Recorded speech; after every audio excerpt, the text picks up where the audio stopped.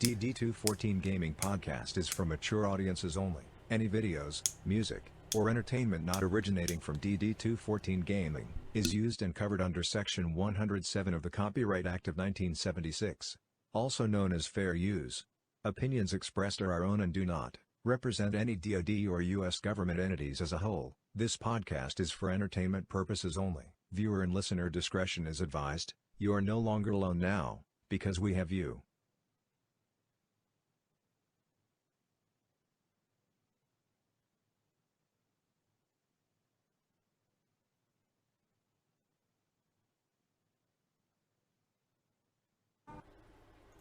Fucking there we go. Well, pilgrims, it's been another 168. So sit on down, load up your corncob pipe, crack a beer. Let's chew on some fucking trail dust together for a couple minutes. How about it? All right.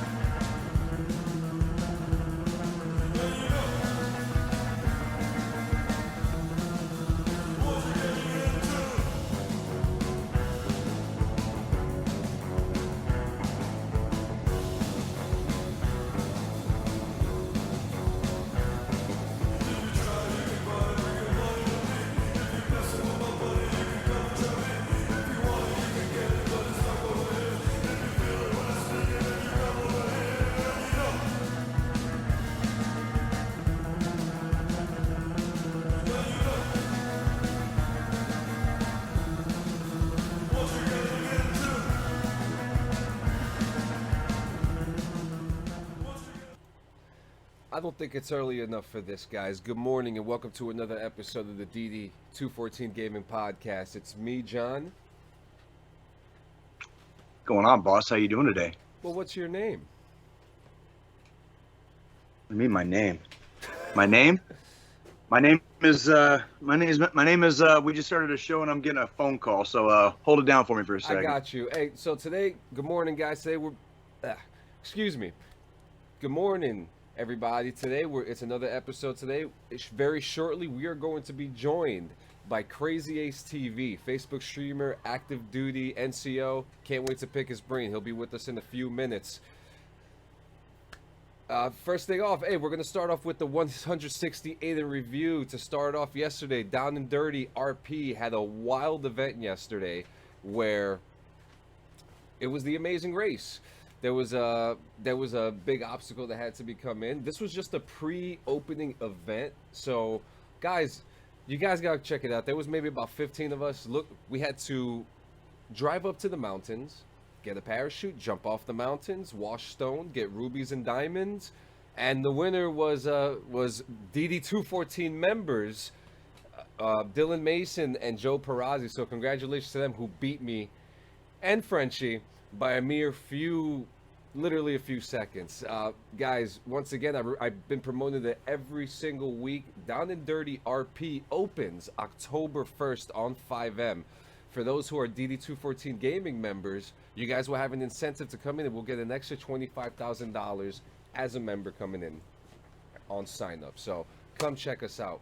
Another cool thing that happened for me this week, I have started watching She-Hulk. Finally got into it. Very, good morning, Mr. Squilini, Mr. Tech Guy Gaming. How you doing today? Where was I? So She-Hulk. So we're back with Marvel again. We're back in the MCU. I'm very excited because you know me. I talk about it every now and then, and I'm a little late to the party, but hey, to finally watch a MCU show that's not full of action and the quips are there, the jokes are still there, and they're great. The cameos, pretty cool because they are unexpected cameos of characters that we've probably never seen before. Wong, Wong is pretty cool to see. Sorry if I just spoiled that for you guys. And yeah, man. So we have great characters, and you know me. Whenever I review a show or a game, I go by three things: production, characters, and script. And this show has all three. The only complaint that I have about the show itself is it's like they used the whole budget on Mark Ruffalo to make him look a lot better than Tatiana Maslany, who plays She-Hulk, and the graphics on her are not that good. So that's probably the only complaint that I have. It's a very interesting dive to get back into, especially when you're sitting there and you just say, okay, well, I'm ready for another MCU show. I'm ready for some action, and this show kind of bridges the gap between that calm, comedic story style that we usually see in regular TV shows, and it kind of just flows with it really well. It kind of got like this comedic Law and Order vibe. It breaks the fourth wall. I'm very happy with the show. So the show gets a 7 out of 10. I'm pretty excited for the rest of it, guys. And going on to the next stuff that I'm watching. I am watching The Man in the High Castle as well, which is a show, an alternate timeline show about what if the German Reich defeated America. And the show is getting quite controversial. I still like the show, but at the same time, it's getting to a point where it's just like you're really questioning the writers and their morals of how far can they take it with how an American can be so calm with American Nazism. Lots of questions of the show. I know that the original story was written by Philip K. Dick, who wrote the story originally in the novel. From what I understand, the first season follows the novel. And it's pretty controversial, but again, production, characters, and story, which all three have. I am giving The Man in the High Castle a 6 out of 10. A 6 out of 10. Another couple things that happened out throughout the week. This week, I'm going to just yesterday actually, my new podcast, The Artificial Mind, has finally released. Myself and my boot camp partner, Jeremy Strobridge, have come together to work to bridge the gap between art, mental health, and artificial intelligence, and talk about some of the pieces that I've shown off a couple weeks ago here while working with Midjourney. Guys, please check out the new podcast. You can check it out on Spotify. You can check it out on YouTube. You can also check this out on Spotify, Apple, and YouTube right now. It's a great show. The first episode is up. It's called Angels and Outer Space. Yeah, so I'm kind of taking the realms right now. Everything's going good. Let's talk about something. So we have moderators coming into the DD214 gaming team this week. I wanted to say, for those who are for the guys who are watching, I just want you to know that we've looked through your applications and we're going to talk to you this week. It's been a very interesting combustible week as it is, and with a lot of things going on, we're trying to upgrade our world here. While trying to upgrade our world here, we're also trying to make the group better and build more content with you guys. On top of that, wow. Yeah, so Jay should be back any minute, guys. I'm trying to think. Oh, and there he is. What's up, Jay? Look at that. Fucking nick of time and shit, huh? Okay. How you like me now? Yeah, perfect. So How you like me now, partner? Okay, I broke down She-Hulk, which I gave a 7 out of 10. Man in the High Castle gets a 6 out of 10. I just promoted my new podcast, The Artificial Mind. All right, so the artificial. Oh, I look forward to listening. So listen to it. We're going through themes. Guys, send us your submissions and let us know what you think. And what I was just talking about was our moderator team that will be coming with us this week. I will be sending you your emails today. So look at your Discords, look at your emails. Um, we're gonna have a good time. We're here to grow each other. We're here to grow the team. Jay, it's Yep. time for your 168. Good morning, Mr. Yeah. Mason. Hey, and like I said earlier, two of our DD214 gaming members won a Down and Dirty GTA roleplay event last night. Oh, outstanding. Joe, Congratulations. our old producer Joe Perazzi, and our friend Ah, Dylan Mason. I just want to give a big shout out to congratulations, guys. Good Joe job. Poe, Fucking Deshaun standing. Myers, Crazy Ace TV, who will be joining us momentarily. Travis Bishop, Dylan Mason, Meat. Just a guy named Meat. Thank Meat. you for coming. I can Talk dig it. Tally. All right, Jay. So now it's you, man. How was your week? How you doing today, man? Fucking still alive, man. It was definitely another 168. Let me tell you, freaking. Oh, doesn't it feel good sometimes when like the universe just freaking bends you the fuck over? You know what I mean? But we're still here, aren't we? Still fucking here. Still in the ring. Still taking the fucking punches. Dick still fucking set to hard. So yeah, it was a week. Let me tell you. Yeah, I really didn't do too much. Nikki, my beautiful girlfriend Nikki, she was gone most of the week. She actually just flew in on Friday, so that was fucking amazing, and we are all glad to have her back. And the household is functionally complete again. You know what I mean? So as it were, and yeah, it was. We really didn't do too much overall, and you know, just generally speaking. One cool thing that we did though is I finally got Nikki. Are you ready for this, John? After like months and months, over a year, I finally got Nikki to sit down and watch The Godfather. The Godfather. Yeah. So like, after all this time, like this poor woman has never seen this fucking movie. So she's seen all she has ever seen is just all the parodies.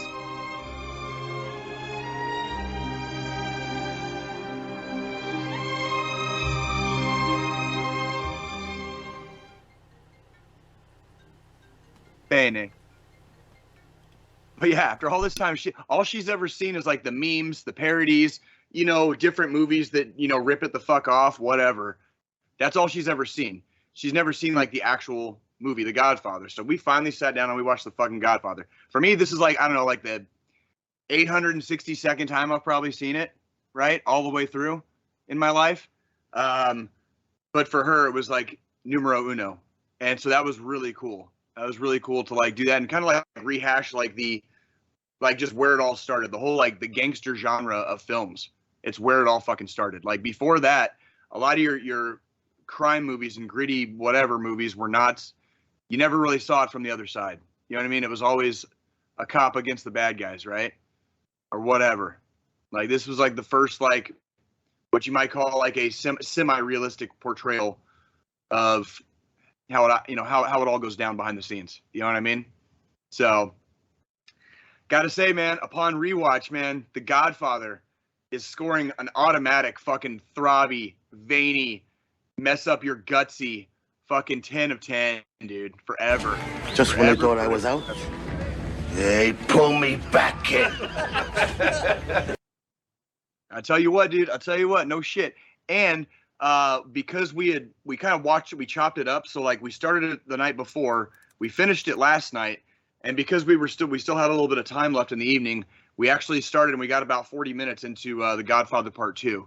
So Nikki is trudging along and she's doing very well so far. I can already tell you right away, like Godfather Part 2 is also going to get a throbby, veiny, you know, have to go to the hospital after you get fucked by it, you know, 10 of 10, dude. Like, you know, both of these movies are classics. For those of you that aren't readers, which, you know, it's 2022, so that pretty much makes all of you, about 99% of you out there. I love talking that shit because like none of you like barely even know how to read, and I know because of like I see the comments you leave. You know what I mean? Like, so based on your spelling, I already know you don't read.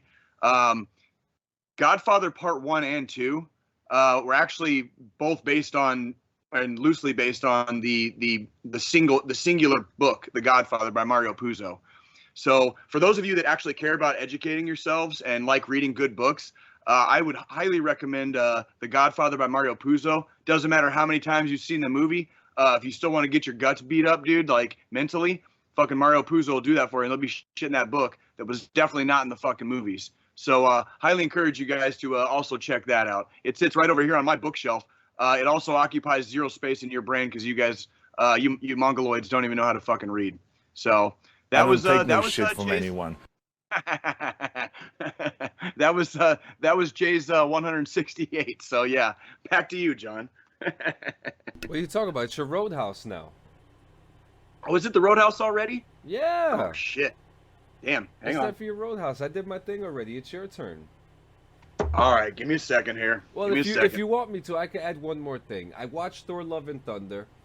It's a win. Okay. It's a win. Oh God. It's a Thor, win. Thor: Love and Thunder is Thor: a win. Love and Thunder is a win. It's got a great soundtrack. It's got a great story. It'll make you laugh, cry, and maybe walk out.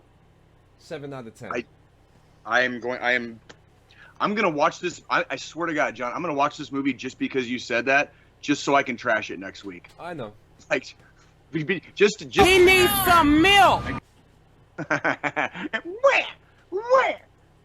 All right. So, are we? Yep. Ready? Is it time? Yeah, let's do it, man.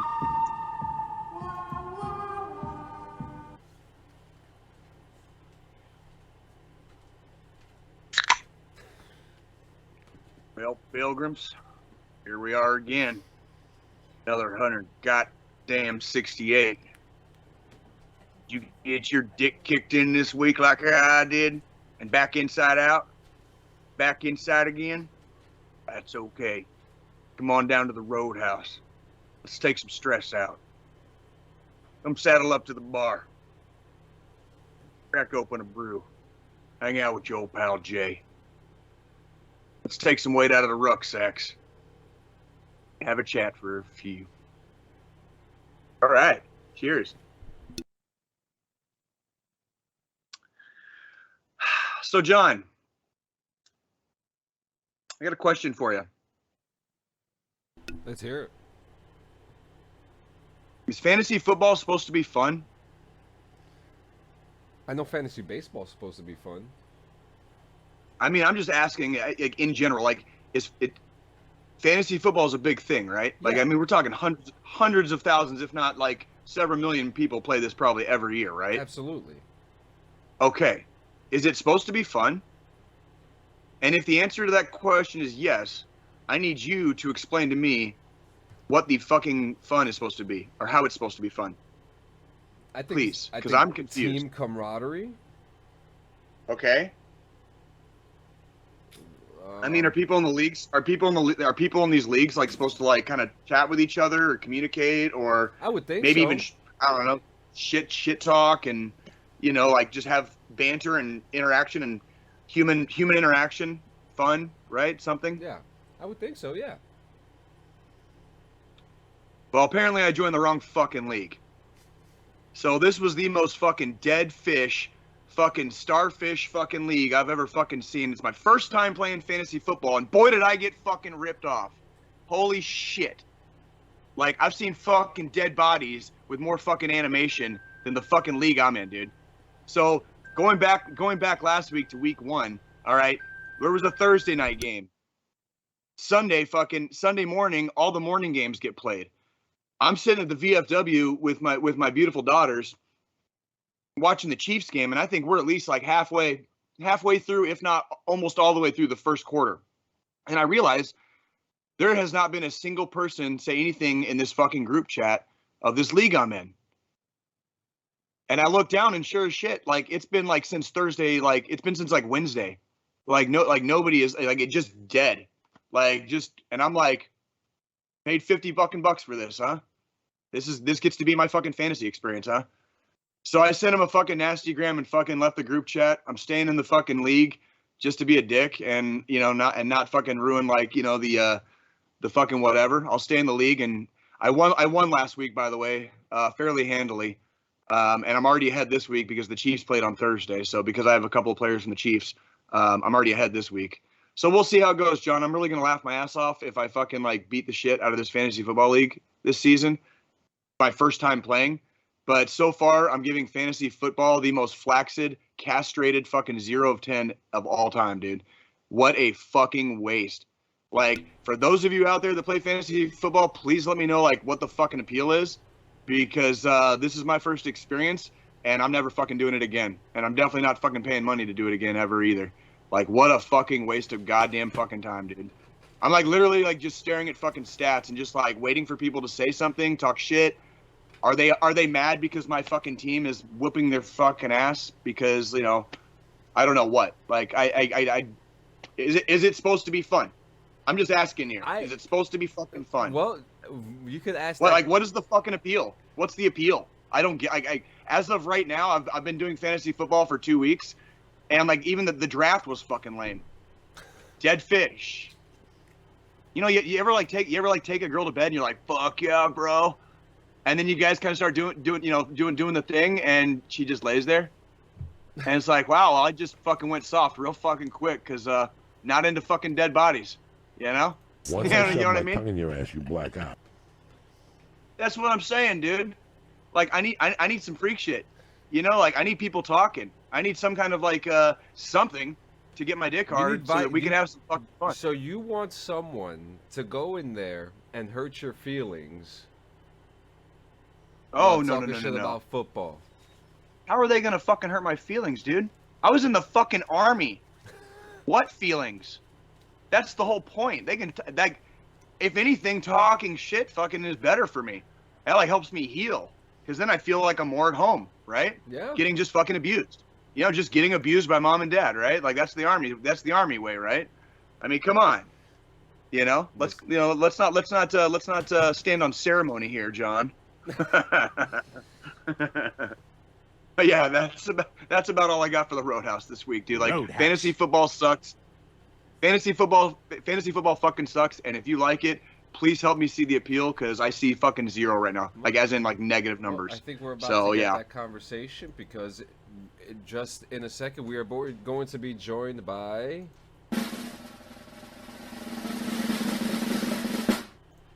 KrazyAceTV. Welcome to the show, man. Yo, what's up, everybody? How's it going? How you doing? Welcome. Today? Hey, doing good. Hanging out, vibing, you know, listening to how he wants to get his feeling hurts for fantasy football, but, you know, I mean, don't know. that's the part, that's the part, I think that's really the part I'm not understanding yet, and I just don't get the actual appeals, because, like, how can I get my feelings hurt if nobody's even fucking talking? You know what I mean? No, it's one of those, like, no, you know, 100% though. Like when you play fantasy football, like you have to sit there and you have to talk some smack, right? So I'm in 2 leagues. One with my high school. I wouldn't know. My first time. classmates, and one from work. The one from the high school classmates is funny because we're in this group chat, and last year we joked with one of our friends, because we were like, hey, who's playing? Is it you or your husband? And like, hey, you're not supposed to be tag teaming here. If you wanted to play, have 2 separate teams. And this year we were just roasting her. We are just like, hey, if you're gonna play, make sure just give Randy his own squad. Like, I'm gonna be playing myself, thank you. That's what I see. That's the kind of banter I was thinking. Like, I thought that was what made it. That was what's supposed to make it fun, right?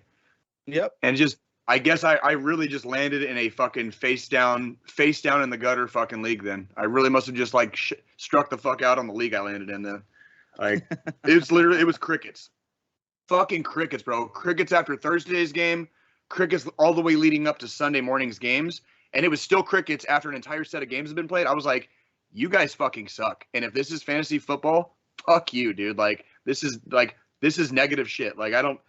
Like, why did I even join this league? I just got like 50, like, Fuck this shit, I'm out.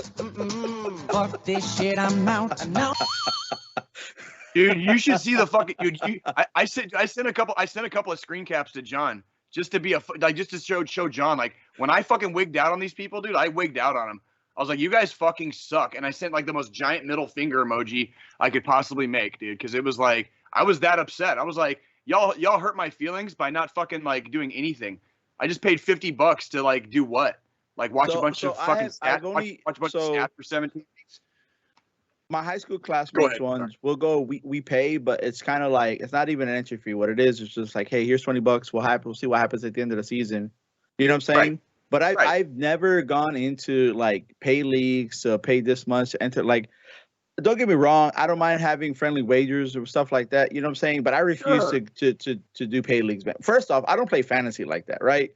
Like if I play fantasy to get into a pay league, then cool. But like I got so much going on, I can't sit here and track every single stat for every single person, racking and Correct. stack them. Right.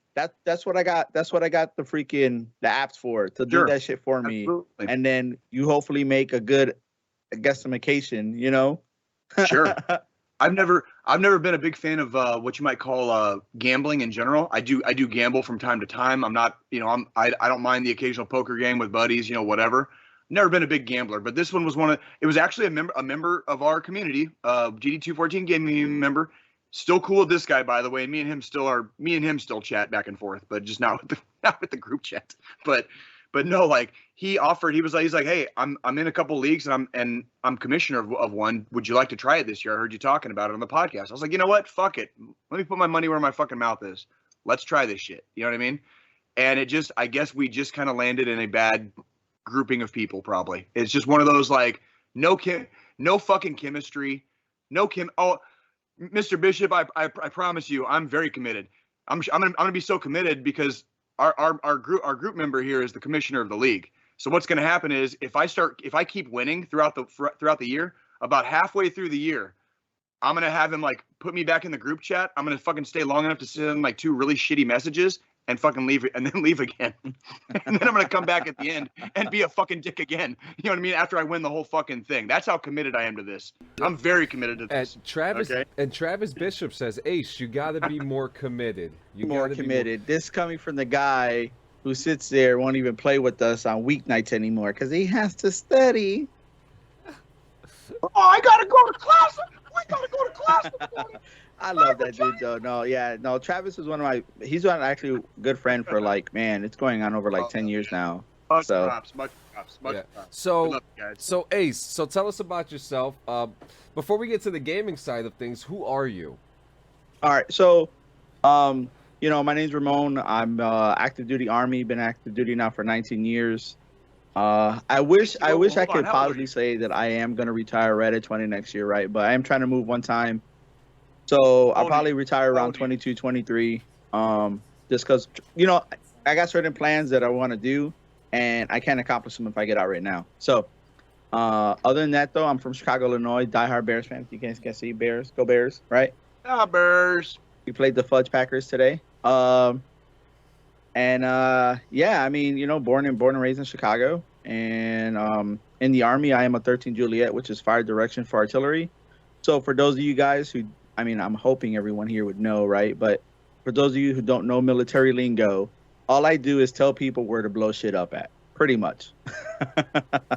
It's a little bit, and for those of you out there that also don't know, I want to say that he's also being very humble about what he's saying, because he doesn't just do that, and he does a lot fucking more than that. So coming from a guy who just got out, like, I appreciate your humility, dude, but like I've seen a lot of people in a lot of different MOSs, and they kind of tone down like how they describe what they do in the Army, and I just want you to know there's no gatekeepers here. Like, you do some fucking badass shit that is absolutely necessary, especially on the battlefield. And I've seen what things that guys like you do to help guys like me out when I'm out there on top of a fucking mountain with my fucking dick in my hand and nothing around me but fucking like bad terrain and bad people. Yeah. Oh yeah. So no, like, I appreciate you, man. Thank you for what you do. Thank you for what you do. Like, of course, man. Hey, we all got to help each other, So, look, we talk a lot of smack about, freaking Bravos, freaking the infantry. I understand that we're the king of battle. It's okay, all right.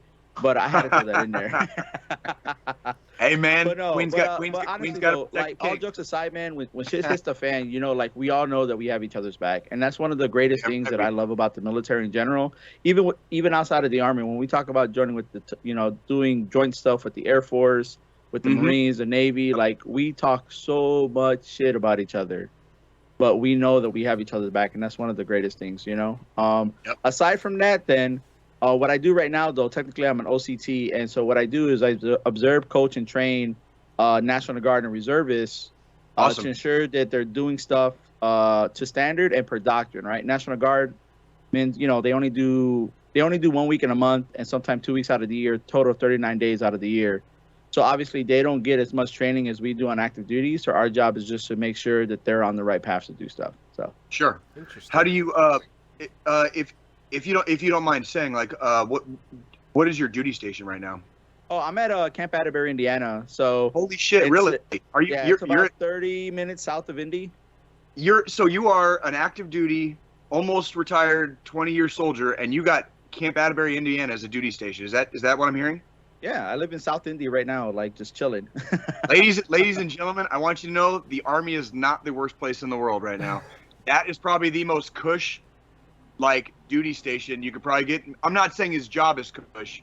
I'm saying, like, as far as duty stations, like, that's to be active duty and to be attached or assigned to what is predominantly an either guard or reserve outfits is like leagues different than Oh, your it's a hidden gem. This is probably one of the hidden gems of the Army, hands down. No, like I Yeah, love it. I I've got a lot of time to myself to be able to do stuff, and that's why I was able to focus Bro, on gaming. that's awesome. Myself, and at the tail end of your career too. Oh yeah, if I get promoted though, ain't no freaking relaxing now. I thought you said you were getting out at 20 no matter what. What happened to that? No, I said I have plans in place, so I can't get out at 20. So I have one more PCS left. Okay. So what it is if I get apologize. promoted, I'm I'm trying to make E8. Yeah, I'm trying to make E8. So if I get promoted, then I'm gonna go back to the line. But if not, regardless, I'm getting out of my next assignment if I don't get picked up. So. Hey, so you said you're hitting 20 years. So that was around the height of the War on Terror. Oh yeah, so I said I was gonna join the Army in 2002, right? So I was a DEP, and then literally everything happened. I was a junior in high school. I still remember when everything happened. I was in first period English. The teacher walked out, brought in the TV, and we're like, "Hey, this is happening right now." And everyone's looking at me like, "Yo, are you still gonna go to Army? Are you gonna go to war?" I was like, "Bro, I don't even know what any of this means. I'm still a freaking 17 years old here." But it was different. It was I didn't know what to expect. But I went to basic training, went to job training, and then I got stationed in Germany. And within 3 weeks of being in Germany, I found myself in Iraq. So, where did you end up in Iraq? Baghdad. So Okay. Initially we were in Bayat, Baghdad International Airport, and then that's where I stayed. We were there majority of the time, and then we ended up going to Falcon. I can't even remember where the heck that was. Right. We were set to come back home, and then that's when we got extended, and then we had to go back to Bayat because there was no place for us on Falcon because we had already started ripping out.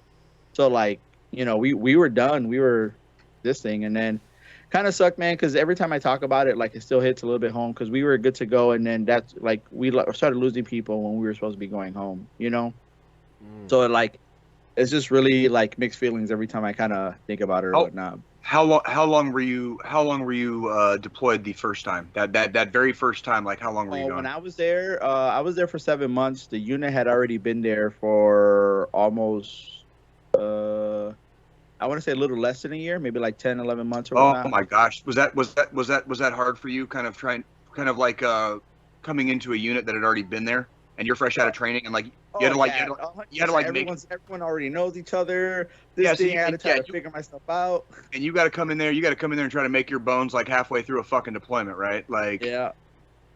What was that experience like, trying to, I guess, fit in, like, not only fresh out of training, but like in war, you know what I mean?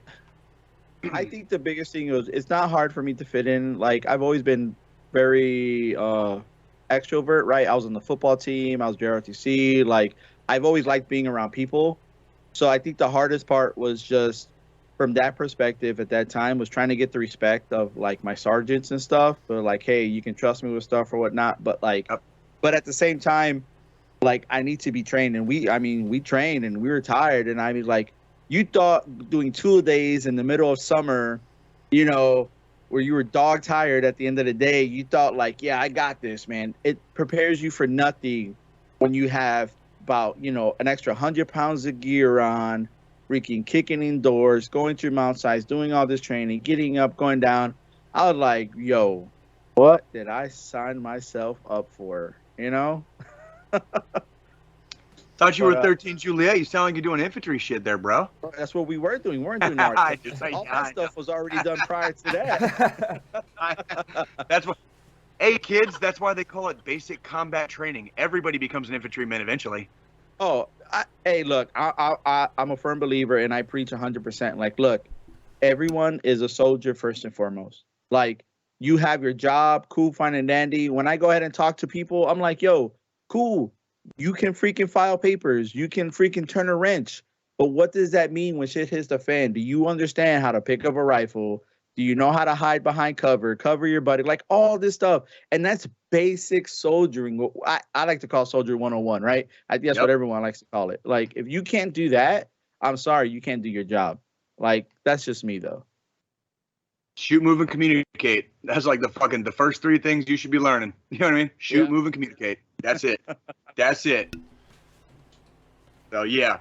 Tell me about your introduction to gaming and how gaming kind of became, I guess, a thing for you, or here in the last few years. Like, tell me, what was since you've been in the Army this entire time, right? What was your, like, was the gaming like kind of therapeutic for you, or was it a thing you did to whatever? Like tell me about this, like the kind of bridge between, how you came to be where you are now, basically almost 20 years into your career, and now you're streaming, and you're obviously like very, very far into your career and doing very, very well for yourself. So, what was the bridge to that? So I mean, I think like most of us, like I've always gamed, you know what I'm saying? From I've always felt gaming is a good like escape just from whatever, and then I guess I started streaming on and off when I was on recruiting duty. Like I made a Twitch account, streaming from the PlayStation. Wasn't really serious. It's like on and off. Okay, let me do it, but it wasn't until I was in Korea in 2020. It was actually towards the end of my tour in Korea, and I was just like, man, like I seen all these streamers, I seen all these people gaming or whatever, and I was just like, dude, like I like this. I want to be able to just show people, what I'm about and what I want to do, and I want to build a gaming community. I've always felt like gaming brings people together. My main group of players that I play with, right? Travis is one of them, Brandon, who's in the chat, and my other boy Mick is like, we've been together for a long time, and I was just like, yo, man, I think we can do this together. We can show what we're about or whatnot. And I was like, okay, cool. So then I started it, and I just enjoyed it, man. It's been a really good escape for all of us too, because we all live in different states, we're all going to different things, but one thing we can always count on was like, yo, Friday night, Saturday morning, like, yo, we're getting on, we're gaming with each other, we're throwing our remotes because of the game, you know what I'm saying? But we always had fun. And I started in Korea in 2020 with Facebook gaming. And then when I PCS back here in December of 2020, when I finally got all my equipment, I was like, hey, I'm going to try to do this a little bit more adamant. I have more time to do it now. And so now I've been doing it for over 2 years. We're probably at like 2.2K followers. I'm partnered with aim controllers, Gamer Advantage glasses. Awesome. And also with Geeks Unleashed, their design company. So, I have my own merch and whatnot. Hey, homie, DD214 Gaming is all about freaking like you give every shout out you need to, homie. We got nothing but time. You shout them all out. You're good. Yeah, but shout them all out. Those who I am partnered with or whatnot, and maybe some more later on down the line. But I think I'm at a good spot of where I am being partnered or affiliated with people, right? Because again, like it's hard enough that I'm full time, and then once I'm off, like I still have work to do, right? I'm still trying to reach out to people, still trying to do update. Plus, I'm an NCOIC at work. So, I'm responsible. I'm pretty much a platoon sergeant, right? So I got to take care of that, deal with the sergeant major, deal with the commander, so I have a lot on my plate, and I try to balance. Sometimes I do a good job with it. Sometimes I don't. So you said you were in Korea at the end of 2020. Yeah, I was there when COVID broke out. Oh, wow. So did you have a hard time coming back home? So I did have to go stay in a hotel for 2 weeks because there was a mandate from DOD that if you were coming from a level 3 country at the time with COVID, that you had to quarantine for 2 weeks. So I lived in a hotel for 14 days. Army paid for it, of course. Fuck But yeah! it was fucking badass. Like, yeah, it was still a hard transition though, man, because we still had I was coming from overseas, so I had to buy a car. We still had to find a house. So God! just added stressors, you know. Okay. So it was just it was different. It was than what we're typically used to. We normally come back home, we do our leave. We're kind of figuring out stuff in between there. But like I was literally on the phone searching every day. My wife was looking at me. She was like, "What you doing?" And I like from the time I woke up at like 10 o'clock at night till I went to bed like at 2300, I was literally looking for cars, looking for houses. It's one of the things. Luckily, everything kind of worked out. We were able Doesn't to it always? Yeah, but again, that's what the Army teaches you, right? To be proactive and stuff instead of trying to wait for the last minute to do things. So That's right. especially Absolutely. if I'm by myself, hey, I know when I'm done at the hotel, I can go crash on somebody's couch and be okay, right? But I have my wife and me. I can't sit there and do that to my wife. You know what I'm saying? Absolutely. So to my family and stuff like that. So What a very interesting time, because like, and especially what an interesting time to have a PCS, because like, you're expecting, like you said, you're coming home, you're going to do your paperwork, you're going to get your house and all your stuff lined up. But now the world stopped.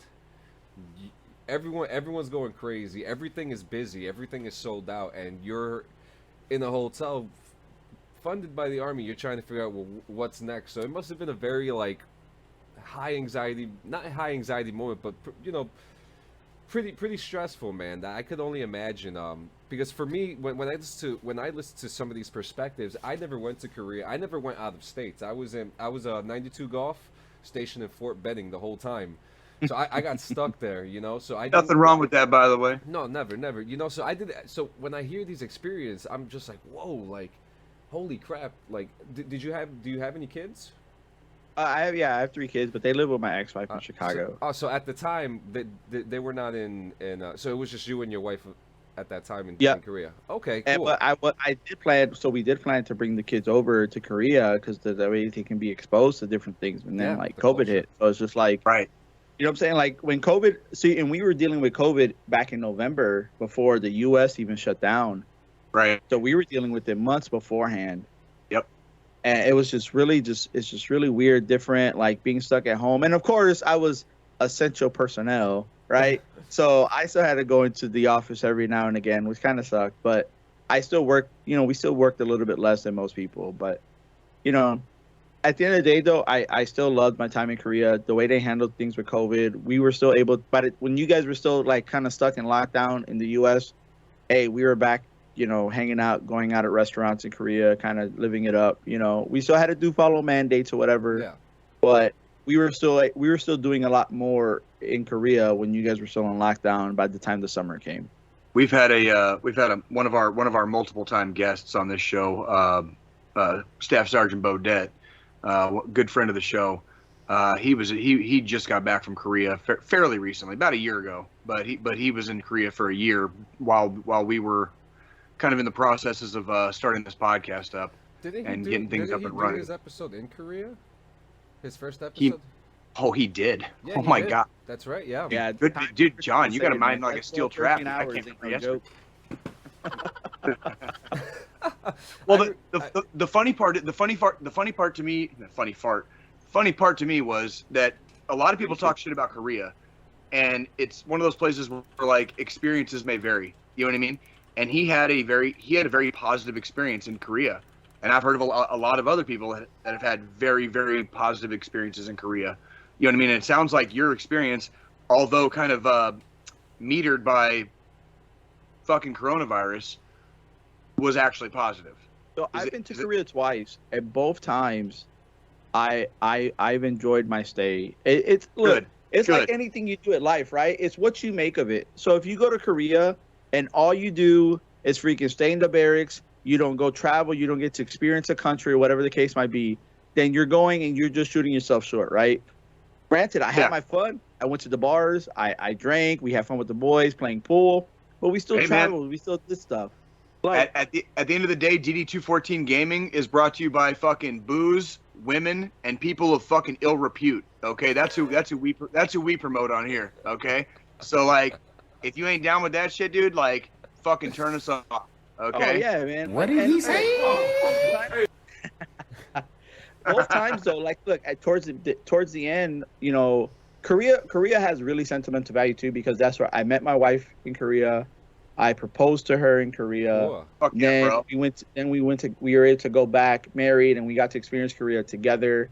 And the first time I was all the way up north by Camp Casey, Korea. That's like pretty much like 18 kilometers from the DMZ.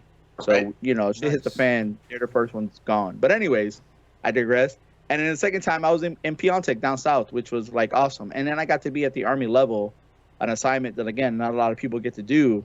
So I got to see at the strategic level different things. And I had my hands like where I was in like different aspects too. Like, so it was fun, man. Like, I had a really good time. And everyone who says some people experiences may vary, right? And also if you were to ask one of my boys who got the assignment I was in after I left, he would tell you it's probably the shittiest thing he had. But again, Sure. right? But leaders make everything too in an assignment, and I had really good Also leaders when I agree. was there. Also agree.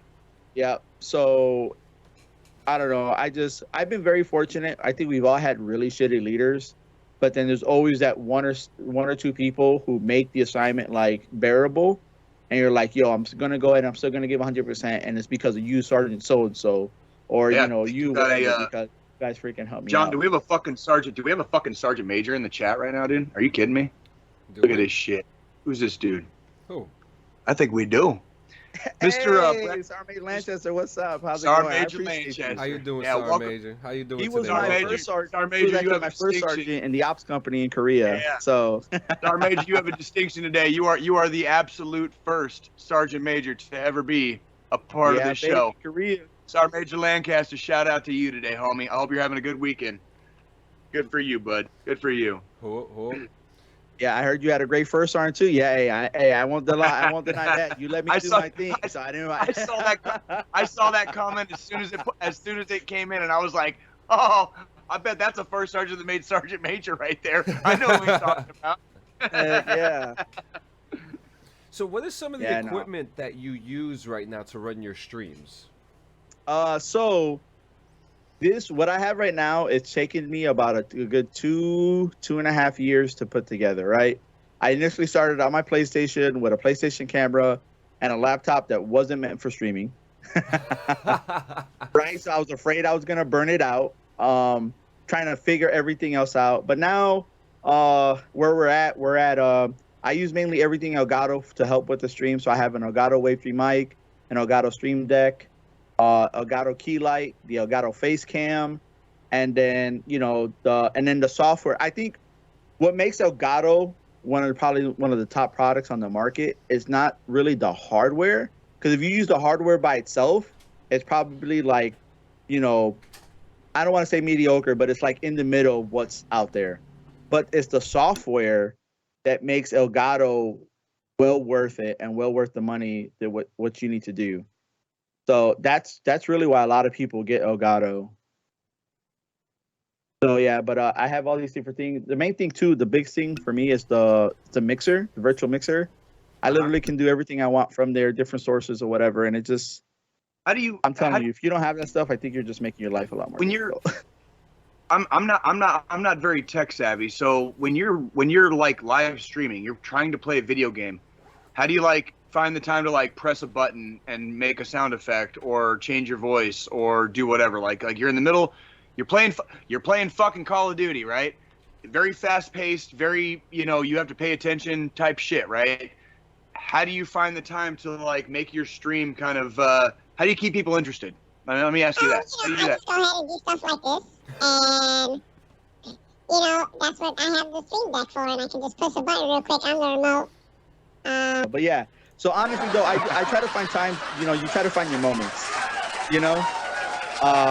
Obviously, if I'm knee deep in a fight, I'm not paying attention to chat. I'm not paying attention to anything real quick.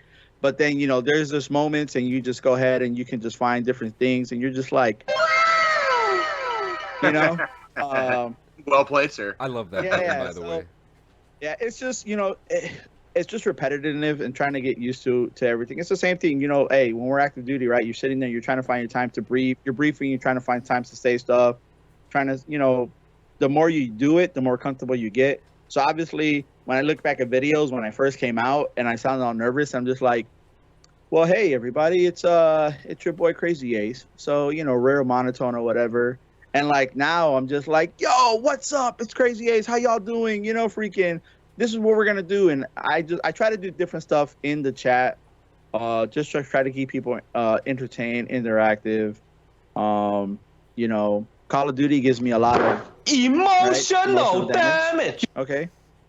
But, yeah. which makes it perfect for fucking us in the armed forces community, because we like inflicting pain on ourselves sometimes, you know. What are your PC specs? My boy Ethan just said that Ethan's actually active duty too, down at Fort Bragg. What? Stream Deck takes time to set up, and it does. Like, I have the regular size Stream Deck, so it's only 15 keys. So I have folders within folders to try to get to. Like, I wish I had the XL, but that's kind of like of a want versus an actual need. I can do everything I need off the 15 key. So, you know, yeah, big difference from start to now. Yeah, Travis has been with me from the beginning. So, you know, from when I was like, hey guys, I want to stream, what do you guys think? And he's seen the progression from the logos to the way we talk, the way this thing. Now he'll sit there and be like, hey, motherfucker, you need to go ahead and focus more on us in the stream, but you know, whatever. that is really cool. And again, like you said, it takes 2 years to get to where you are. That's usually, you know, in 2 years, I think it would take the perfect time for you to get the equipment that you need. So it was a buildup, because honestly, like, this is my advice for anybody who wants to get into streaming and content creating. You do not need to spend $2,000, $3,000, $4,000, $5,000 right off the rip to decide if you want to stream or not. Because for some people, they get into this and then they realize after a few months that this is not for them, that they can't do this, because it's a grind.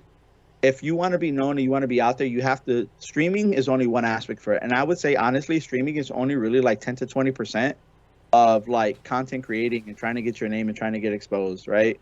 You're going to spend a lot more time offline doing offline content, social media. Like, that's where majority of the exposure is going to come from. Now, are there exceptions to the rules? Yes, all the time, right? There's plenty of people who go and they blow up within 6 months, a year. But I think the person who said it the best is Harris Heller. He's actually a content creator on YouTube right now. And he was like, hey, people who blow up, those are exceptions and not the rule. You can't expect to sit here, jumpstart, and then expect to be famous within, you know, X amount of time. It doesn't happen. Wait, right? is that you mean it's like with joining the army and you can't fucking become a sergeant major out of basic training? Why? Exactly the same. Why? Man. It takes time. It takes time. So yeah, it's so cool. And like you said, Jethro says here, he started with the laptop. You started with the laptop. I started with my Xbox when Twitch allowed, you know, when Twitch started doing the streaming on the Xbox. So that was like a big thing that happened for me. So it's very interesting how literally within the last 5 years, how streaming has become more accessible to everyone, and regardless of the level of it is. So it's really cool to see that type of progression. And looking through the comments here, like a couple people, Squilini started with a MacBook Pro, you know, and big Travis Bishop says, yeah, big difference from start till now. Progression is everything. Yeah, like I bought, when I came back to the States, I bought like a budget PC just used for streaming.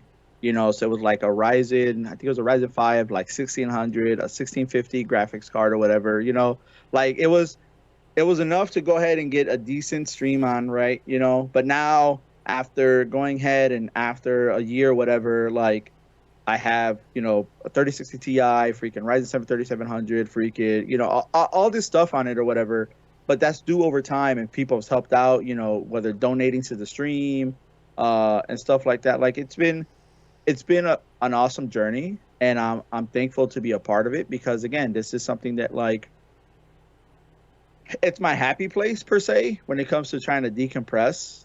But at the same time, the main reason why I wanted to get into gaming is to reach different people, because I have a new overlay and stuff like that, but normally I always have the numbers up for the National Suicide Prevention Hotline. Freaking for those of you who know, switch to 988. So make sure y'all are tracking that. If you guys don't, there's no longer the 800 number. Still active, but 988 makes it a lot quicker. But then I also put out Hey, Ace. Audio. What's up? You want to know? You want to know how I know you don't watch the show? What's up? we share that too every show. But I'm glad you do too. I love you, bro. I'm just giving you. It's actually funny that you bring that up, because that was actually going to be my last thing before we got into the news, because I wanted to pick your brain about that, because we as veterans and soldiers and airmen, Marines, whatever it may be, that hotline is important to us, and it, you know, I feel like I don't see it enough, and that was one thing that attracted me to your streams and how I found you, was you have it plastered somewhere, no matter where it is, on your screen at all times when you're streaming, and that it is admirable to see that there, to show that you're promoting that, because there needs to be more awareness of it. And you know, what are your thoughts on that? Like, It's weird. There's so many resources available, you know, whether you have well, I think now it's the suicide crisis line, right? You have them, there's NAMI, there's urag.org, there's I mean, there's just so many different organizations out there, and I still don't think that there's enough exposure. There's still people who don't know where to find help, and it's really weird. But I think they're great resources if you go and you utilize them. I mean, I've sat here, and there's times where I had to sit there and I've needed to call. You know, I've called the military. What is it called? Military One Source, right? I've called them. I've needed to go ahead and talk to a counselor before, and we're all human, and we all deal things with stuff differently. Some of us can cope with stressors and everything a lot better than others, and I mean, at the end of the day, we have to know where to get help. And the fact that they shortened this to a 3-digit number makes it. I can remember a 3-digit number, no problem, right? We remember 911, remember 114. Heck, overseas in Korea, I was in the infantry. That's about 2 more than I can normally remember, but I can remember 3. Yeah. So, you know, I get it. And it's amazing that they really, and the people there are actually trained and licensed and professional behavioral health specialists. So you're not just talking to somebody who like volunteered their time like Ted Bundy did back in the fucking 70s, right? You're talking to an actual fucking educated person who is there waiting for you to ask for help. Yeah. Give me 1 second. I'll be right back. Go ahead. Ace, go. Yeah, it's just, I think what it is too is like, I hate saying that there's still a stigma when it comes to seeking mental health, right? Because I think we're at a point where we've progressed enough that we understand that we need mental health, especially after being in conflict for almost 2 decades. However, there are still some leaders in the ranks who go and make you feel like seeking help. They don't have the buy-in that's saying that that if you need help, mental health, go get it, right? That's how I phrase it, right? There's not buy-in from everybody up the top. They say it, they preach a good game, right? But their freaking their audio doesn't match their visual, or visual doesn't match their audio, one or the other, right? At the end of the day. So we have to be able, and that's where we come in, right? Down at the enlisted level and this thing, and just getting that information out. And that's what I want to do. I have a lot of followers who started following me and kind of hang out with the stream just because they saw the suicide prevention number. They saw that I talk about mental health. I've done charities for URAD, for StackUp.org, right? To raise awareness, which is the main thing always, right? And then to help raise money for the organizations, right? I mean, URAD, let's say, for example, URAD, they're an organization that goes and pays for mental health care. If you need to talk to somebody and you can't afford it, they'll work with you and they'll probably pay for it for free, right? People don't even know that that's out there. Again, we got the suicide prevention number. They have a chat. There's The text line too. Yeah, they have a text line. Heck, what is it? No Stash Vember Yep. is actually a mental health organization as well that I didn't even know it was a thing until like 2 years ago. I mean, there's just so many different resources that we don't utilize or we don't know about. And You're right. I wish there was more. I don't want to say streamers or content creators. I just wish that there was more exposure than what it is, right? We all know when so and so is pregnant and has a baby, or we know when so and so breaks up, right? That makes freaking national news, okay? Absolutely. But how are we gonna sit there and get better and help each other and listen? But I guess that's why you have people like us, right? Like we go ahead and we try to get it out there as much as we can. I need to do a better job of putting more content out there with this information as well, right?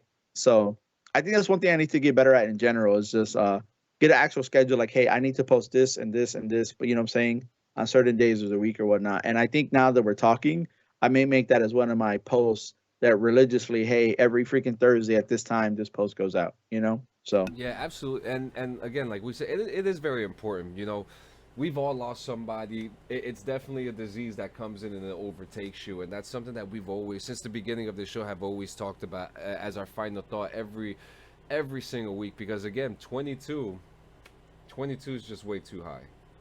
oh no, yeah. I mean, Sarmager's in the chat saying soldiers have to trust us first in order to open up to you, and that's 100%. Like, if your soldiers can't open up to you, then I mean, honestly, what's the point of you calling? At that point, you're a sergeant and you're not an NCO, right? And that's a whole nother discussion, whole nother can of worms. Yeah. But it's the truth though, and I've always been listening. I don't know everything, right? And I don't expect you to know everything. But what I do expect for myself or for other leaders is to at least know where to go to be able to get information or to get resources or to get help. And that's where sometimes, I mean, just some people fail. They don't realize, they don't care. They're in it for whatever reason, X, Y, and Z, you know? And that, you know, I think that's what just needs to happen, man. Yeah, I could say, like, through experience, I didn't start seeking mental help until I opened up, you know, and you know, had that moment during my time in the military. And I'll never forget, I went up to my E6 at the time, Staff Sergeant Dukes, and I just broke down in front of him and told him I need help. You know, I'll never forget that. And that was one of those things that, like, you know, you don't realize it until it hits you hard. You know? But let me ask you though too. So on the flip side, right? What was Sergeant Duke's reaction, right? Did he help you or did he kind of just blow you off? No, the first and thing he helped you. You respected him more for that at the same time. Absolutely, yeah. And the first thing he did was he took me out the defect. He said, "Come on, we're going to mental health now." Yep. That was the first thing he did. Didn't even care whether I was in the middle of cutting cucumbers or getting the yogurt ready for the defect. You know what I mean? Like, it was just like, "Come on, let's go." And Yo, risk the mission, risk the force, and that's an instance where you're gonna sit here, and I'd rather risk the mission to make sure that the force is gonna be okay, right? If we're talking about grand scheme of things. Yep. And Jay has said it here before. You know, if the plane is nosediving, you got to put your mask on first before you help everyone else put theirs on. You know, you got to be there for yourself. And now we'll get back into this for the final thought, but now we're getting into triggering news for Jay. Modern Warfare 2 was finally revealed this week, guys. There was a lot of good. There was a lot of confusion. A couple things people griped about. Before we get to, like, your personal experience from you streaming it, I have to say, game modes look fantastic. The one concern that our lovely neighborhood friendly veteran here, Jay, always seems to talk about is what is this game going to do to bring me in? So from watching the footage, I haven't played the beta yet. I just got my Xfinity code, so couple days I'll be playing it, but I haven't gotten to play it. I know Jay hasn't gotten to play it. What has your experience been like playing Modern Warfare 2? It feels kind of like when we left Black Ops 4 going into Modern Warfare with the movements or whatever the case might be. But that's why we enjoyed Modern Warfare 2, you know? It's still a little bit clunky, but I feel like obviously this is a beta, right? So they're going to work on it. Hopefully when the game releases, it'll be better. Overall, I've enjoyed it. I've played 3 different game modes. I played TDM, Dom, and then this other one, Hostage Rescue. It kind of seems like Search and Destroy, but the only difference is you can be revived if you go down by your teammates. So it adds a different dynamic to the game. Aside from it not crashing on me day one of the beta launch at 1 o'clock in the afternoon, where I couldn't figure out how the hell to get on for 3 hours. Once we got past all that, the game felt better. But I feel like we still haven't been able to use all the weapons. We still haven't been able to use a bunch of different attachments or whatnot. And I don't know if they're gonna change it up this weekend, or if they're gonna add more next week when they open it up for crossplay. Yeah. So this weekend was just PlayStation exclusive. Next weekend is going to be open up to crossplay starting Friday, and then hopefully they open up some of the more weapons. And I'm praying that we get to play Warzone next week. I doubt it. I highly doubt it. Yeah. But I'm like, get Warzone this too. is Ace. I have so much respect for those of you out there that actually take your time to do beta testing, actually send in your feedback, stuff like that. It's when you see me smirking and smiling, it is not at you. I promise. This is like, my smirking and smiling is because, and John can attest to this, like my biggest problem with the Call of Duty franchise right now is like, every time I ask like, why can't we do this? Why don't they have that? I get like no response. I get a very muddled, like, they just haven't released it like that. So like, I have always wanted like let's say Warzone, right? When Warzone started, where's hardcore? Like if it is so fucking fun, if Warzone is so fucking fun that it's still here 2 years later, where the fuck is hardcore Warzone? Like, I don't think we'll ever get a hardcore Warzone. I don't think we ever will. And it's interesting because that's why I always call bullshit on the franchise, because I'm like, it's unreal that all the mechanics are there. But this is why I'll say they're never going to do a hardcore Warzone, right? Because with the way the time to kill is during the game, it's already quick enough as it is. Like, I understand that they want to get into the realism aspect of it, but it's just too quick already as it is. And if you were to go and you already get one shot enough as it is with freaking shots to the head or snipers. Yeah, that's correct. They might have to change the mechanics of how you enter. Like, you might not be parachuting in anymore. You know what I mean? Yeah. And then you have a team. And I wouldn't mind playing it just to kind of see. I play hardcore TDM all the time. Yeah, I prefer that's all we used to play. I prefer hardcore almost everything, because and yet we don't have hardcore Warzone, and it is such a travesty. That's why I say, like, every time I would ask why or why not, everybody else would be like, well, what do you mean? And I'm like, well, what do you mean? What do I mean? Like, I'm asking why I can't play the campaign cooperatively with a friend. I'm asking why I can't play hardcore in Warzone on a server with random people.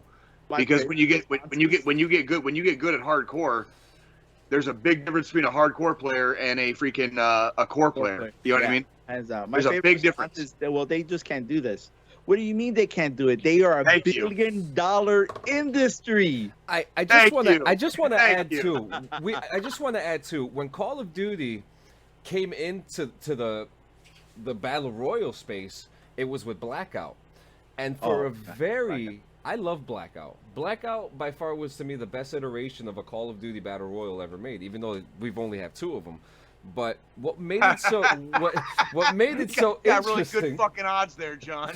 What made it so interesting though was that, like, they had a hardcore mode, and now that I think about it, Ace is actually correct in that, because as soon as you came in, the game would be done almost automatically, which is fine. We like fast games, but it almost. What was the size of the server, dude? It was like 100. At that time, it was 100.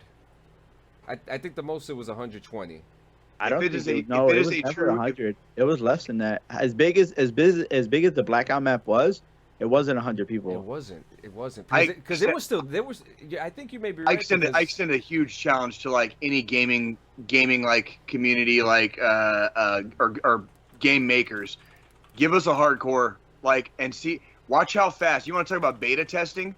Watch how fast motherfuckers learn what cover and concealment fucking is. 88 when players.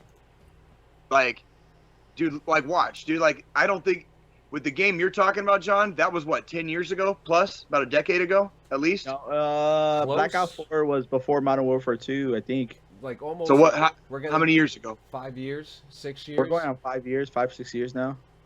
Hey, dude, I'm telling you, man. Like then either they need to work on the mechanics or work on the maps because there's no reason like. You see people, you see these motherfuckers playing Arma, right? Like just getting like up Arma's ass and like the whole like RP shit with Arma 3. I love Arma. Dude, I watch Arma footage. I don't even fucking play the motherfucker. I just watch the footage. You know why? Because like you learn real quick. Like if you're fucking if the shit is like closer to real life, that's what like. I think anti-hardcore Warzone is just for people who fucking bitch about campers. Guess what you fucking do in real life, kids? You fucking camp, dude. What's going on, Mando? Now the one thing while we're talking about Warzone, the one thing that really does interest me about Warzone is the heartbeat sensor. Oh, the fact that it has a battery now, I love it. I love that too because the one thing that I used to hate is being at the end of a game, maybe 3 teams left, and someone sitting there with a heartbeat sensor, spinning in circles, looking for the guy. But now you can still do that, but the only problem is now you have a battery life.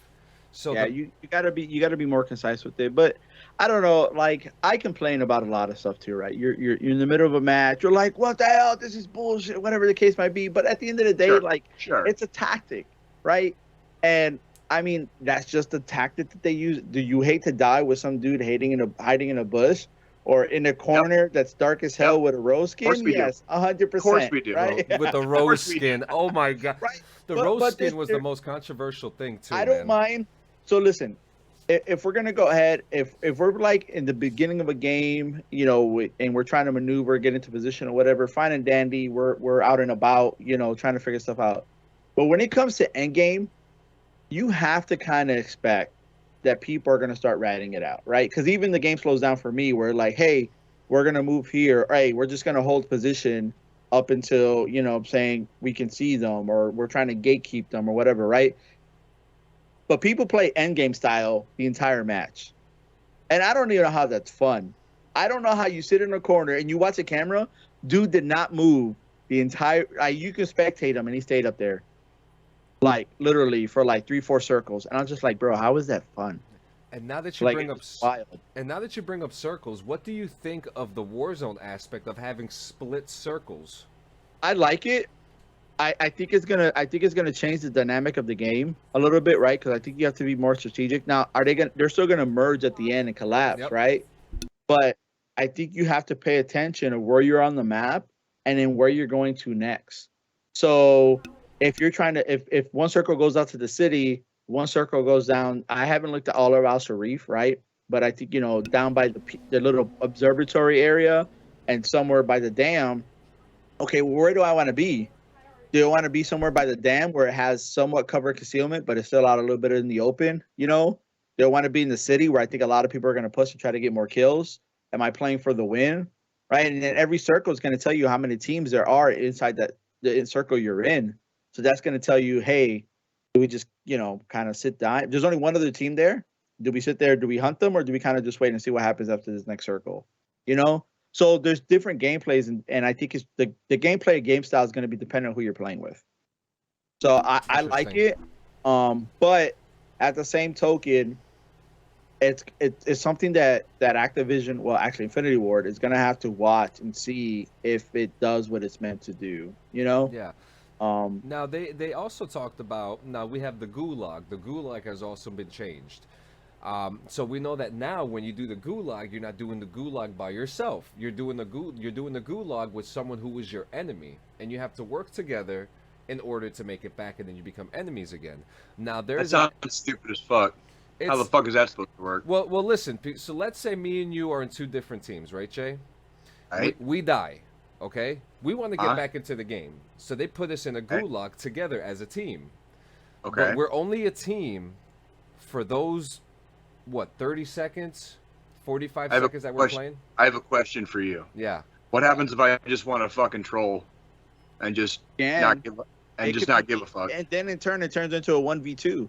Yeah. You know what I'm saying? So I mean, it just happens. There's that. There you can also find a key that's somewhere in there that you can use to escape. And then there's also Yeah. another AI there, and I'm not 100% sold on these AIs. And I don't. But I actually have a theory about the AI. I actually think, and it was actually very funny because I had this conversation with Jay, and my theory is that the AIs have been in place there partially to combat hackers.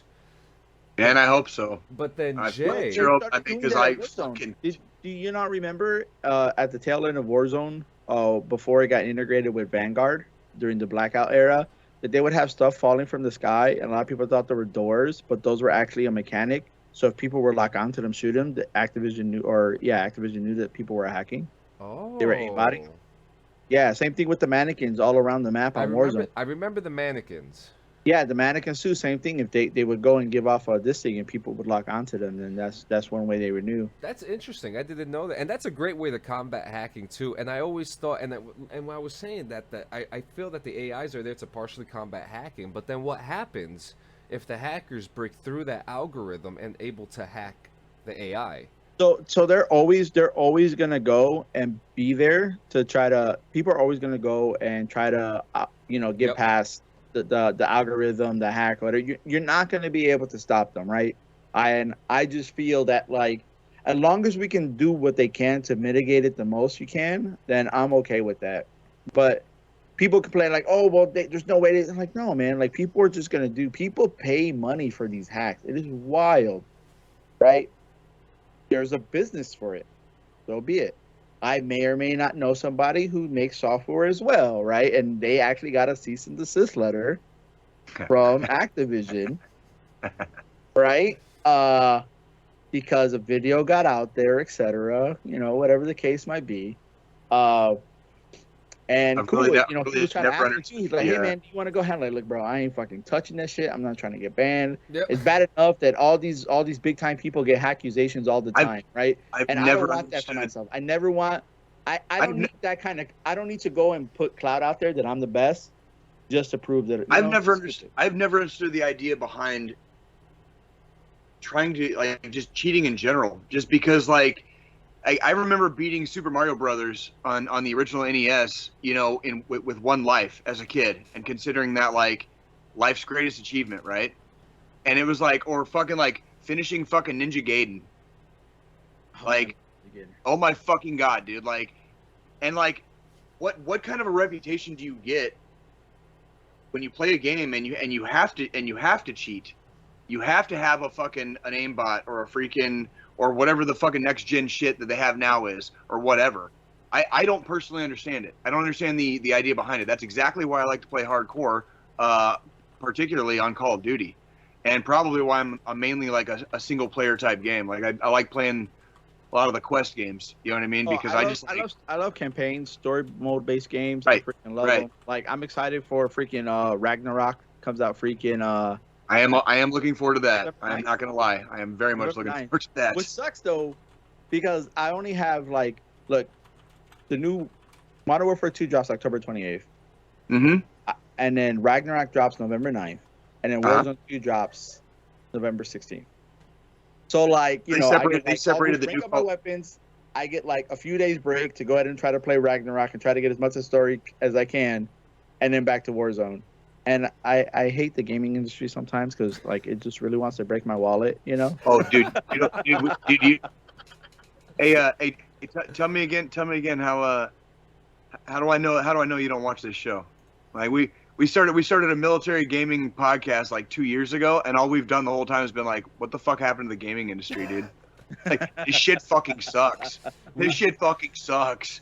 Like it's actually like every review is bad. Every review is it's bad. actually funny like, too, but every time. But overall, I mean, the mechanics of the game look familiar. The graphics look great. We have a couple new things. Slide canceling is not available now, so. There's already videos that people found a way to slide cancel. It's not ideal yet, but the devs aren't 100% sold on the fact of not bringing back slide canceling. Yeah, Does that make they're playing with it. Yeah. So like I personally, I don't mind just slide canceling, but what they should do though, the one of the mechanics they need to work on is that when you're sliding now, you can't fire at the same time. You're almost like over 50% of the slide before you can fire your weapon. And Wow. so, whereas in yeah, Modern weird. Warfare, I can dolphin dive and shoot no problem as I'm Okay. diving and shooting, but I can't freaking go and be on a slide and start hip firing or whatever the case might be. So Interesting. again, there's a few mechanics, right? And I've looked on the Reddit posts that the devs are looking at, right? A lot of people complain about that. A lot of big time streamers are going ahead and making notes on it as well. I think Swag was one of them. J God was one of them. And if those of you guys who watch, you already know that Call of Duty listens to J God like a lot, right? Well, and I also want to clarify too. I got into Modern Warfare for reasons. That was like the first person shooter game I had played in like probably about a decade.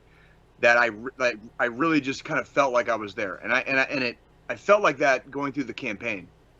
You know what I mean? Oh yeah. You know the way you know the how crisp the sounds were, how good the movements were, bullet drop compensation, stuff like that, where it was just like mechanically a very sound game.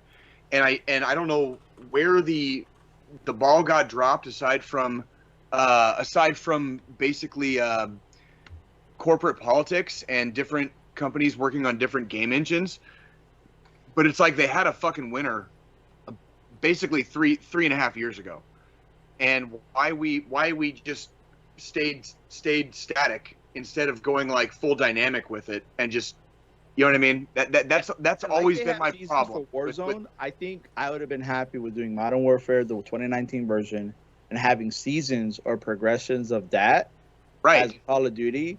And I figure, because this is where I think Call of Duty is a franchise, I think what they need to do is they're at the point now where they just need to, especially with the Warzone now, they need to just stick to like, hey, have MW2, leave MW2 for the next 2 years, right? And just add to that.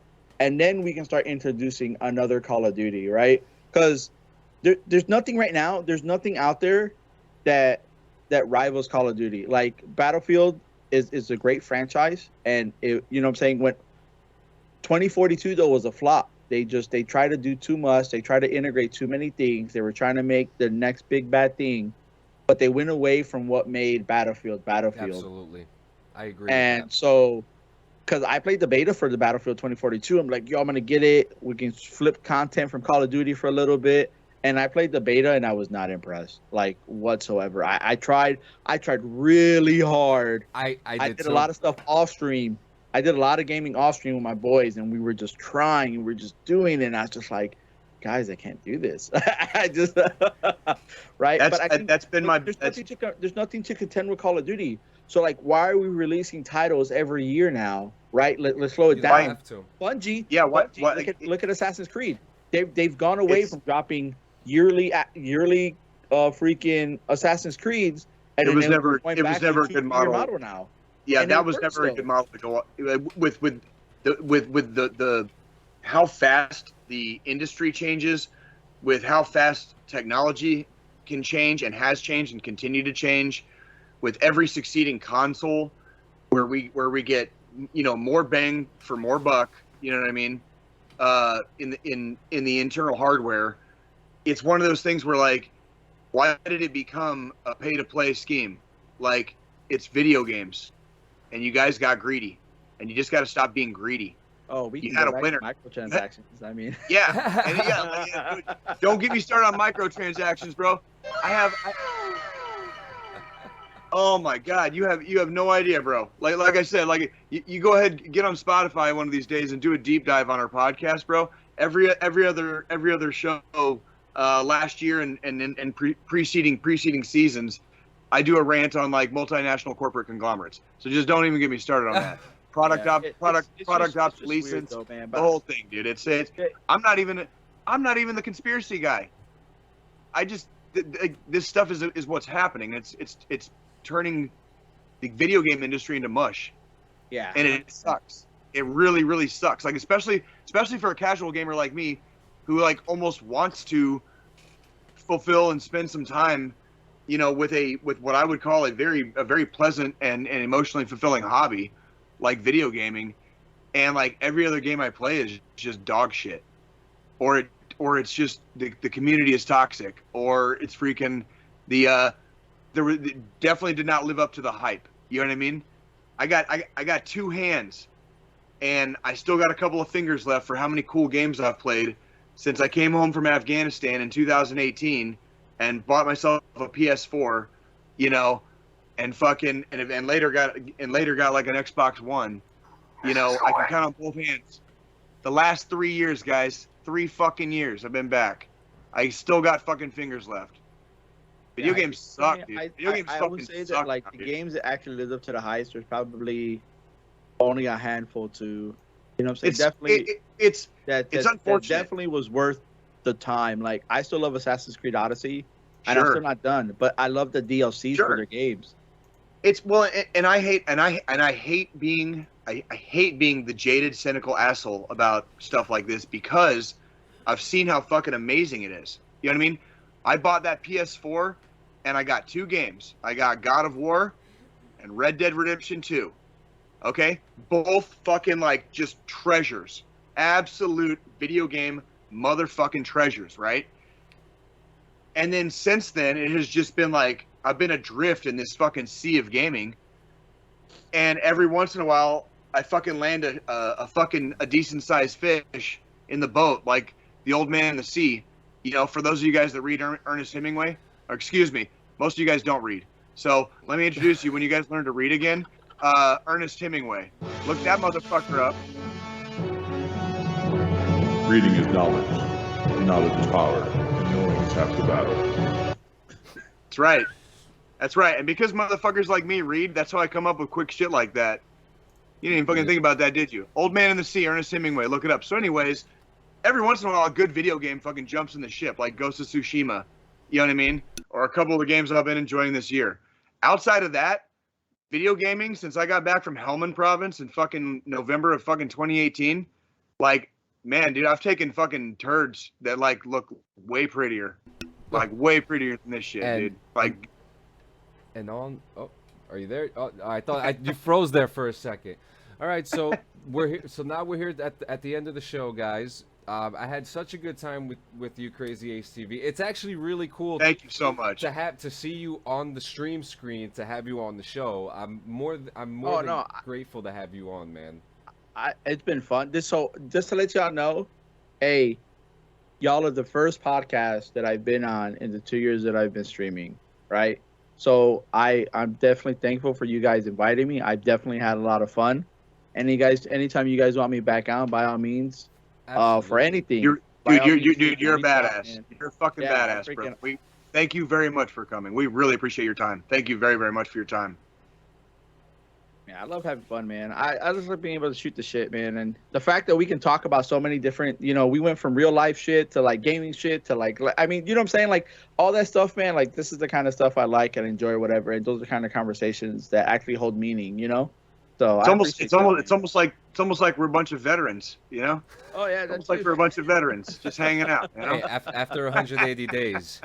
So yeah, hey, so where can we find you, man? And where and how can we support you?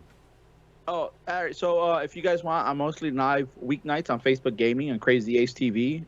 Normally around 8 p.m. Eastern time to about 11. Sometimes a little bit longer, and the wife gets mad about that. But anyways, but I am. But if you guys want to follow me on all my other socials, it is KrazyAceTV across all social platforms. So TikTok, Twitter, Instagram, Discord. I mean, everything and anything. If you look up KrazyAceTV, you can go ahead and find me. I have a link, the link on my main profile for Crazy Ace takes you to Linktree. You can see all my socials. You can also see discount codes for any controllers, freaking Gamer Advantage, Geeks Unleashed. If those of you guys want to check out some Crazy Ace merch, by all means, you know what I'm saying? But yeah, but dude. I've made it fairly simple to find me everywhere and anywhere. Fantastic. Well, Jay, you know what time it is? About that time, I guess, huh? Yep. And it's the final thought, my friend. All right. Well, I'll tell you what, guys. I'll be just kind of functionally honest. we've had a week here, and sometimes when life hits, I always go back to this quote, and it's one of those things that kind of like gave me pause for thought this week. And the quote I wanted to share this week for the final thought: "It is possible to commit no mistakes and still lose. That is not weakness, that is life."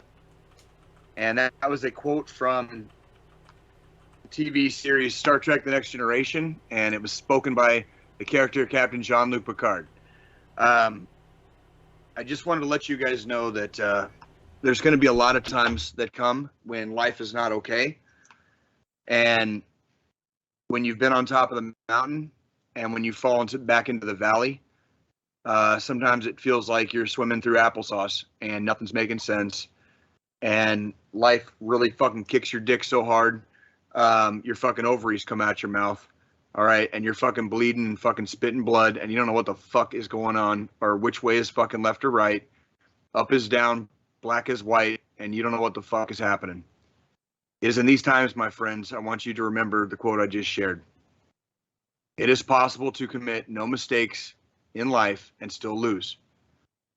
And I want to remind you guys, if you are still fucking breathing, if the heart in your chest is still beating, okay, if you are still coherent, cognitive, and conscious, you are still fucking winning, no matter how bad you feel like you're losing, okay?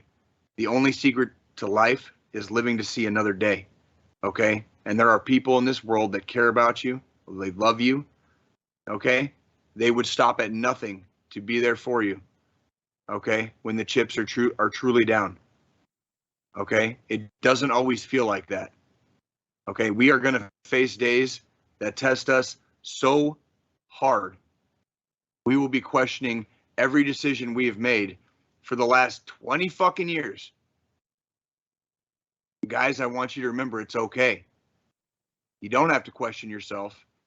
You have to remember that the goddamn strongest steel is forged in the fire of a fucking dumpster. And you are going to make it through it. If you are so worried that you are not going to make it to see another day, I want you to stay up late into the night, and I want you to watch that motherfucking sun come up over that goddamn horizon one more time.